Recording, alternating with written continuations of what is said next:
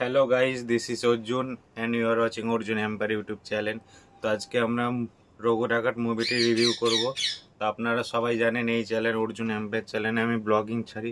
তো ব্লগিংয়ের পাশাপাশি আমি মুভি রিভিউও করি, টুকটাক করি মুভি রিভিউ, প্রফেশনাল নয়। আমার চ্যানেলের ডিসক্রিপশানে আপনারা দেখতেই পাবেন ব্লগিং লেখা আছে, ঠিক আছে।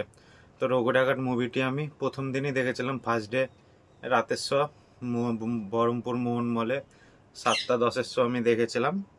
তো আমি তখন রিভিউ করিনি, কারণ তখন আমাকে অনেক বাঁচিয়ে কথা বলতে হবে, যে স্পয়লার দিতে পারবো না, আর ওইভাবে আমার রিভিউ শিখ পোষায় না। অর্ধেক বলবো অর্ধেক বলবো না। তো আজকে নবমী, শুভ নবমী সবাইকে। তো মুভিটি রিভিউ করা যাক এখন। তো রঘু ডাকাত মুভিতে আমি কিছু খারাপ দিক আছে, বেশিরভাগ সব ভালো দিক আছে বলি। দেখো, অ্যাকচুয়ালি যারা দেব ফ্যান, যারা এটা মাস অডিয়েন্স, তাদের এটা খুব ভালো লাগবে, ঠিক আছে। মুভির ভালো দিক বলতে গেলে বোঝাই যে মুভিতে পুরো মাস অ্যাকশনে ফুল ভর্তি। মানে মুভিটা অ্যাকচুয়ালি দারুণ হয়েছে। মুভিটা হেভি মুভি, একটা পুরো অ্যাকশনের মুভি। যদি বলতে হয়, স্টোরি বলতে হয়, তাহলে আপনারা সবাই জানেন মুভিটি রঘু ডাকাত বেস করে বানানো হয়েছে। কিন্তু বেসিক্যালি রঘু ডাকাত বললেও কিন্তু এটা রঘু ডাকাতের স্টোরি না। এটা জাস্ট মেকার্সরা বলেই দিয়েছে যে মুভিটি রঘু ডাকাত ক্যারেক্টারকে নিয়ে আসছে, দিয়ে ওরা নিজেদের মতো করে বানিয়েছে, ঠিক আছে। দেখুন, মুভিতে কে কে রয়েছে প্রথমে বলে দিই। ওম সাইনি রয়েছে, সোহিনী সরকার রয়েছে, কিশোরী আমাদের ইদিকা পাল রয়েছে, তা মেগাস্টার দেব রয়েছে। তো এখানটা করে স্টোরি হচ্ছে যে অনির্বাণ যে আছে, সে হচ্ছে একটা জমিদার। এটা নীল বিদ্রোহের সময়কে তুলে ধরেছে।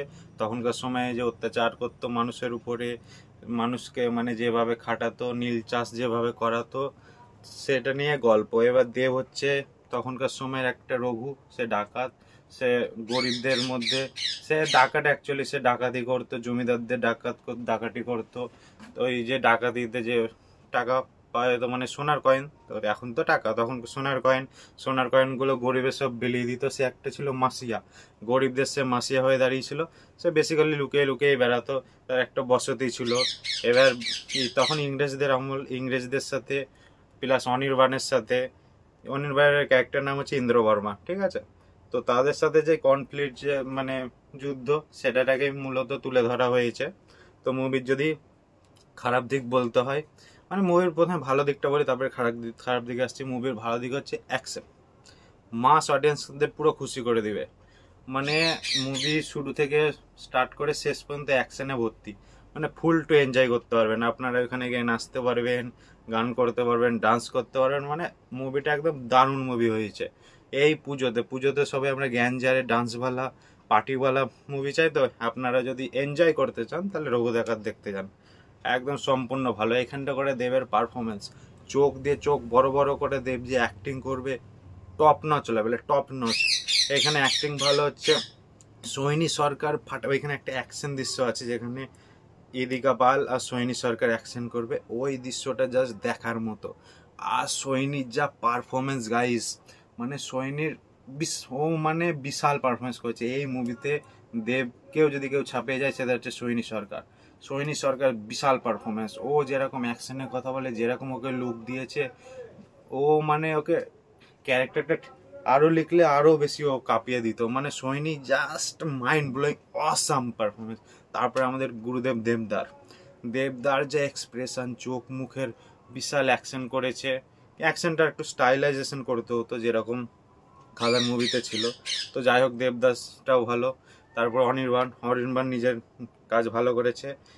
আর ওই এদিকে যদি বলা হয়, ইদিকা পালের একটু উন্নতি দরকার পারফরমেন্সে, ঠিক আছে। সে মোটামুটি একটা ডিসেন্ট পারফরমেন্স করেছে। তো এইগুলো পারফরমেন্সের দিক দিয়ে সবাই ফাটিয়ে দিয়েছে। কিন্তু এবার যদি মুভির যদি নেগেটিভ পয়েন্ট আমি যদি ঢুকি, মুভির নেগেটিভ পয়েন্ট হচ্ছে, অ্যাকচুয়ালি এটা নেগেটিভ পয়েন্টও না। আপনারা কোন মাস মুভির নেগেটিভ পয়েন্ট হচ্ছে যে মুভিটা ঠিক করে স্টোরি টেলিং করতে পারছে না, বা আমাদেরকে বুঝাতে পারছে না যে কি হচ্ছে, রঘু ডাকাত কি করতে চাইছে, মোটিভটা কি। তো এগুলো মাস মুভিতে হয় না। চেঙ্গিস মুভিতে আপনারা দেখেন যে চেঙ্গিস মুভিতে জিতের কি ছিল মোটিভ।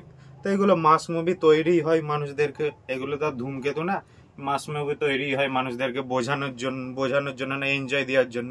এবার আপনারা যদি মনে করেন যে আমি বুঝতে চাই, তাহলে আপনাকে আরও নানা অপশন আছে। ধূমকেতু দেখে আপনারা তো সব নেগেটিভিটি করলেন, গাল দিচ্ছিলেন। তো ধূমকেতুর মতো মুভি দেখুন যদি আপনাদের ভালো না লাগে, কিন্তু যদি এনজয় করতে চান তাহলে কাম ফর রঘু ডাকাত। এখনো হলে চলছে, ঠিক আছে, ভালো মুভি হয়েছে, এনজয়মেন্টের মুভি। বন্ধু বান্ধবকে নিয়ে যান, পরিবারকে নিয়ে যান। আর মাস মুভি থেকে যদি আপনি আশা করছেন যে একটা স্টোরি দেখব, সেটা আপনার দোষ। মাস মুভিতে কোনো স্টোরি হয় না। সেটা আপনি সালমান খানের মুভি দেখে নিন, সালমান খানের কি স্টোরি থাকে, চেঙ্গিস দেখে নিন। ইভেন আমাদের রক্তবীজ চলছে, রক্তবীজটা আমার দেখা হয়নি, দেখা হলে নিশ্চয়ই রিভিউ করব।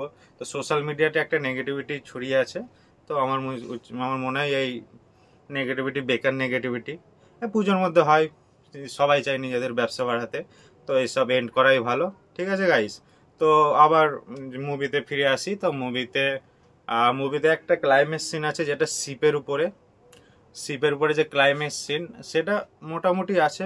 ওইটাকে আরও বেশ ভালো করা যেত। বিজিএম এর কাজ অসাধারণ। আপনি যে 200-300 টাকা দিয়ে টিকিট কাটবেন, ওই বিজিএম শুনেই আপনার মানে পুরো টাকা উসুল হয়ে যাবে, পুরো টাকা একদম শোধ হয়ে যাবে।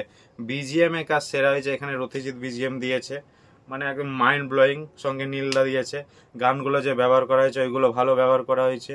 ওই তারপরে মুভিতে যে সংটা আছে ঝিলমিল লাগে রে, এটা সবাই মনে করবে যে এইসব গান কি করে এলো। অ্যাকচুয়ালি এটা ফ্যারিটেল হিসেবে বলা হয়েছে। আমি প্রথমেই বললাম আপনাদেরকে যে এটা রঘু ডাকাতকে ক্যারেক্টার বেস করে নিজেদের মধ্যে একটা স্টোরি লেখা হয়েছে। ঝিলমিল লাগেটা গানটা ভালো। ইভেন গান যা ইউজ করা হয়েছে দারুণ গান। তারপরে রঘু ডাকাতের থিম সং রঘু রঘু রঘু, এটাও সেরা হয়েছে। মুভি অ্যাকচুয়ালি স্টোরি গুলি মারুন। সালমান খানের মুভিতে কি দেখতে চান আপনারা? সালমান খানের তো বিশাল ফ্যান। তো মুভি স্টোরি গুলি মারুন, একদম পুজোতে এনজয় করতে চান তাহলে চলুন রঘু ডাকাত দেখে আসুন, ফুল মজা পাবেন। ঠিক আছে, রঘু ডাকাতে নাচবেন, গান করবেন, সব পাবেন। আর এই মুভিতে যদি আমাকে স্টার রেটিং দিতে হয়, তাহলে আমি আউট অফ 10 9 দেবো। ঠিক আছে, তো পুজোর মরশুম চলছে, যান দেখে আসুন। বাকি মুভিগুলোও চলছে, কিন্তু রঘু ডাকাত একটু বেশি স্পেশাল, কারণ ওটা সম্পূর্ণ মাস মুভি। ঠিক আছে, তো পরবর্তী ব্লগে দেখা হবে আপনাদের সাথে। Tata guys. আমার ব্লগিং ভিডিওগুলোও দেখবেন, আমি ব্লগিংয়ের পাশাপাশি মুভি রিভিউটাও করি। ঠিক আছে, চ্যানেলটা সাবস্ক্রাইব করে দেবেন। আপনারা সাবস্ক্রাইব কেউ করছেন না। আমি ভালো ভালো ব্লগিং বহরমপুরের ছাড়ছি, সব সাবস্ক্রাইব করে দেবেন। ব্লগিংয়ের পাশাপাশি আমি রিভিউটা করছি, কারণ আমি রিভিউ কমিউনিটি 2022 সাল থেকে দেখি, কাছের মানুষ প্রজাপতি থেকে। তো আমি চাইলে অনলি রিভিউটাই নিয়ে পড়ে থাকতে পারতাম, কিন্তু আমি ব্লগিংও করছি আপনাদের খুশি করার জন্য। আর ইভেন আমার একটা এক্সপ্যান্ড বাড়ছে, কারণ আমি যদি দুরকম কন্টেন্ট নিয়ে কথা বলি, অনলি আমি যদি রিভিউ করি, ঠিক আছে, রিভিউ একটা জায়গার মধ্যে আমি বসে যাবো। এবার আমি আপনাদেরকে খুশি করার জন্য ব্লগিংও করছি, তাতে আপনারা আমার চ্যানেলে মাল্টি কন্টেন্ট পাবেন, আমার জায়গাটা বাড়বে, যে আমি নানা রকম ছাড়তে পারবো।